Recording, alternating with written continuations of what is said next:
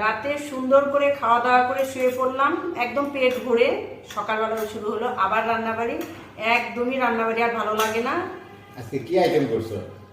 Item দূর থেকে কি বোঝা যাবে? খেতে আসলে তো বোঝা যাবে যে আইটেম কি হ্যাঁ, করছি। খেতে তো বলবোই। আজকে অনেক কিছুই রান্না করা হয়েছে দুপুরে। সজনে ডাঁটা দেখতেছি, বেশ প্রিয়। হ্যাঁ, এই যে আমার এখানে না, সবারই প্রিয়। সজনে এই সময়টা সবাই পছন্দ করে। এই যে মসুরের ডাল টমেটো দিয়ে, আর এখানে মাগুর মাছের ঝোল, দেশি মাছ। আর এটা হলো যে সজনের ডাঁটা, এটা যে সর্ষে বাটা, আর এখানে ঢেঁড়স ভাজি, আর সাথে লেবু। আজকে আর সালাদ করা হয় নাই, সালাদ করতে একটা ঝামেলার কাজ। আসলে রান্নাবাড়ি করা খেতে তো ভালোই লাগে, বিভিন্ন রকম রান্না করলে। সবচেয়ে বেশি কষ্ট হলো বাসন মাজা। বাসন মাজতে মাজতে মেয়েদের অবস্থা করুন, কারণ যত বাসন পড়ে এই খাবার দাবারের। খাইতে গেলে বাসন মাজতে হবে। হ্যাঁ, ছেলেদের তো আর বাসন মাজতে হয় না, মেয়েরাই বাসন মাজা। বাসন মাজা মাজা হাতের অবস্থাও খুবই খারাপ, চারা টারা একদমই শেষ। বেশি কাজের মেয়ে নাই।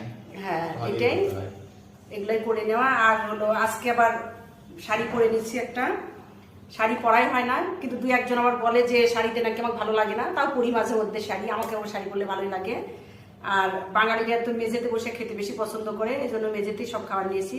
টেবিলে নিলেও একটা ঝামেলা। যাই হোক, এখন এগুলো খাবার খেয়ে নিই। তোমরা তাড়াতাড়ি বসে পড়ো।